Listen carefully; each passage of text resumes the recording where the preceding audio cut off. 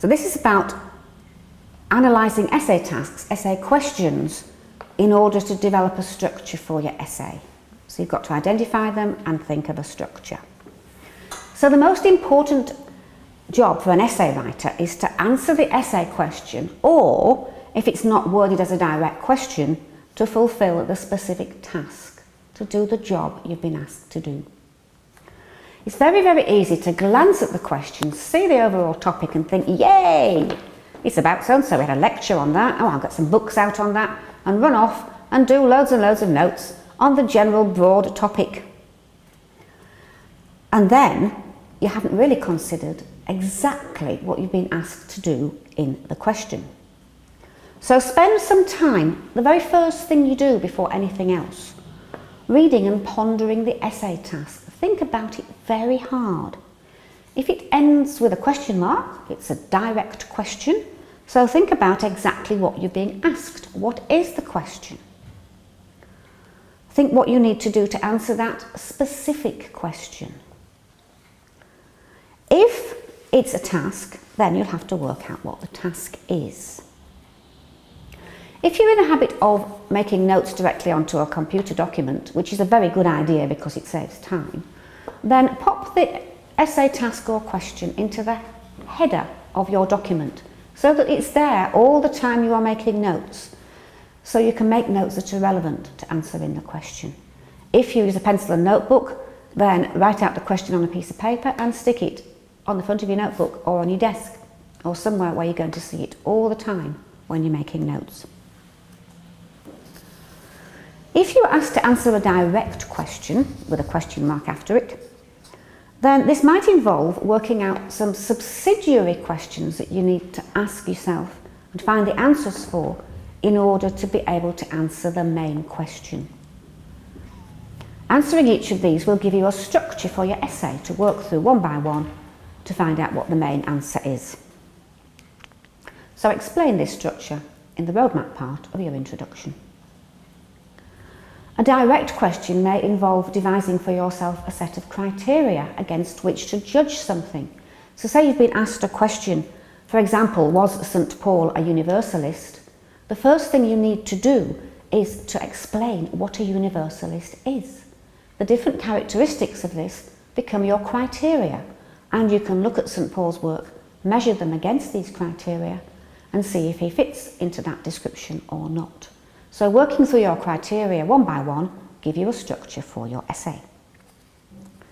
But frequently an essay isn't an open question, it is a set of instructions or one instruction. So you've got to identify that instruction.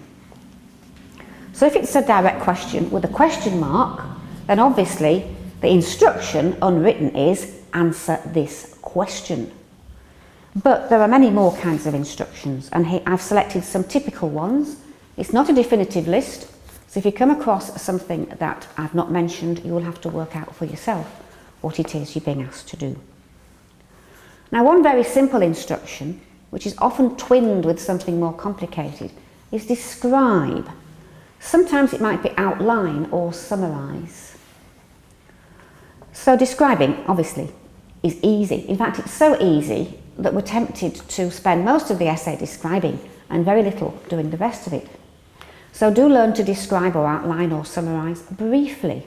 There'll be more marks for analysing or evaluating, critiquing, than there are for describing.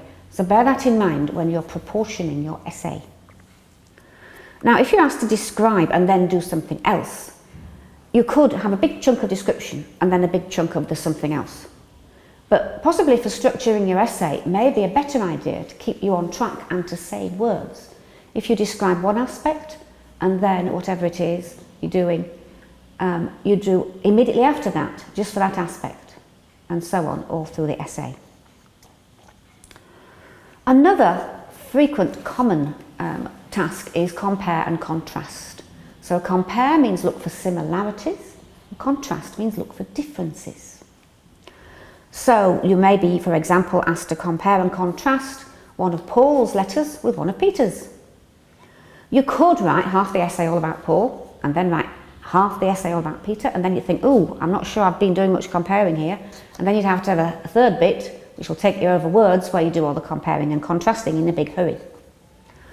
So a better way to do this is to think of some topics for comparison. So possibly their beliefs about salvation or their ideas about what the church is for your topics for comparison. And then under each of those, you look at both of them, see where they're the same, see where they're different. Work through the essay that way. It gives you a structure. You explain those topics in the right order, in the roadmap, in your introduction. Make sure that you make your evaluation of these clear throughout the essay as you go along. One of the most common words which essay markers or people who write essay questions like is discuss. Discuss. This word has a range of meanings. Depends very much on the person who's written the word discuss, what they mean. But be warned that it is never simply telling a story or describing something. Sometimes an essay task is framed as a quotation and then the simple terse word discuss. So you need to identify what it is about the statement that needs to be discussed. That's your job before you start. So an example might be, was St. Paul a universalist? Discuss. In this particular essay, you could find out who would agree with that and who disagrees and why. And you have to weigh up their arguments to reach your conclusion. So once again, if there are different perspectives, make your evaluation of these clear as you go along throughout the essay. Do reach a conclusion, and that conclusion needs to be clear at the end. Another common essay structure is to describe, as I've mentioned before, and then apply. So it may be, for example, to describe a theory or doctrine, and then you have to apply it to some scenario. This may be one that's been provided for you, or it may be, they may ask you, if it's one of those practical courses, to think of some situation that you've come across in your own ministry. So they want to know that you understand the doctrine, and they want to know that you understand how to apply that doctrine, the principles of it, in real life. So you could spend a huge amount of time in the essay describing the doctrine, because that's really quite easy. And I have known students do this so much that they've only managed to put the application in the conclusion, which is not the idea at all, because of course most of the marks will be for the application, because that shows that you understand and you can think for yourself. So to keep you on track, once again, I'd be tempted to split the doctrine or the theory or whatever it is that comes first into small pieces and apply each part of that to part of your real life scenario. In that way, you keep on track and you work through the bits one by one, and you show how you apply all aspects of that doctrine to a real life situation. Another very, very common, extremely common instruction is evaluate, assess or reflect. It may be critically evaluate, critically assess, reflect critically or critique. All those words are very common in essay questions.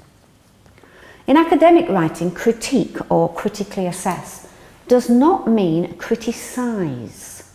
It's a common error. Rather than looking simply for flaws, you need to point out both negative aspects and the merits of whatever it is you're assessing. You have to analyse. And there's a big difference between describing and analysing. For example, if you were asked to critique a writer's theology, you wouldn't just list what it looks like. You wouldn't just list the things this writer believes in. You would have to examine, analyse those beliefs. Do you agree with them? Are they good beliefs? Do they work? Are they right or wrong? Do they have merit? Are there some flaws? So this will involve reading and explaining other theologians' views on that person as you go along to help you to do this analysis.